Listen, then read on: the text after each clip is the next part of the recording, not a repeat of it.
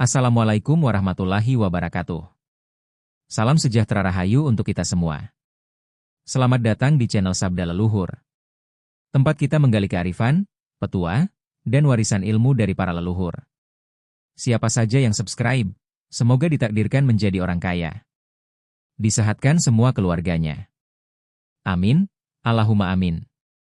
Mari kita mulai perjalanan ini dengan hati yang lapang dan pikiran yang terbuka. Senja mulai merayap di tepian Sungai Bengawan. Warna langit memerah keemasan.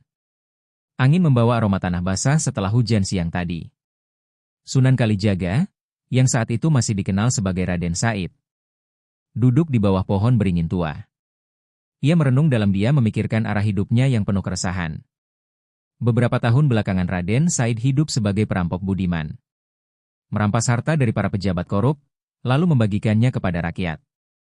Namun hatinya merasa ada yang kosong. Ia merasa seakan hidupnya selalu dibayangi oleh 4 sosok yang tak terlihat. Seakan mengikuti kemanapun ia melangkah.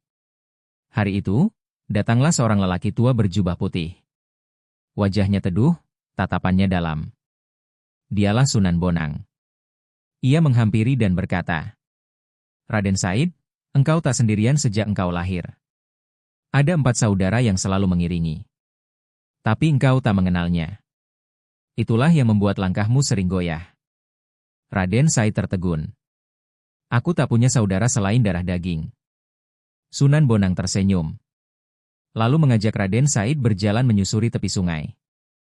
Sambil melangkah, ia mulai menjelaskan tentang rahasia yang kelak akan dikenal sebagai sedulur papat 5 pancer. Sedulur papat itu hadir sejak engkau lahir ke dunia. Kakang Kawah, Adi, Ari-ari, Getih, dan Puser. Mereka bukan sekadar bagian dari tubuh saat lahir, tapi penjaga sejati yang menemani langkah hidupmu. Pancer adalah dirimu sendiri. Pusat dari semua arah. Sunan Bonang berhenti sejenak. Lalu menatap air sungai yang beriak tenang. Selama ini, engkau hanya mengandalkan kekuatan fisik dan kecerdikan. Tapi melupakan saudara gaibmu. Jika engkau mau selaras, maka jalan hidupmu akan berubah. Keberanianmu akan ditempa. Hatimu akan dijernihkan. Dan langkahmu akan dilindungi." Raden Said terdiam. Mendengar kata-kata itu, di dalam hatinya, ia teringat saat-saat ia lolos dari bahaya yang tak masuk akal. Anak panah yang meleset. Jejak kakinya yang tak ditemukan musuh. Mungkinkah semua itu berkat 4 saudara gaib yang dimaksud Sunan Bonang? Sunan Bonang lalu berkata. Sunan Bonang lalu memberikan satu pesan. Untuk mengenali mereka, engkau harus melewati laku puasa, tirakat, dan perenungan. Saat kau mengenal mereka, kau akan mengenal dirimu. Dan saat kau mengenal dirimu, kau akan mengenal Tuhan. Sejak hari itu, Raden Said mulai menapaki jalan baru.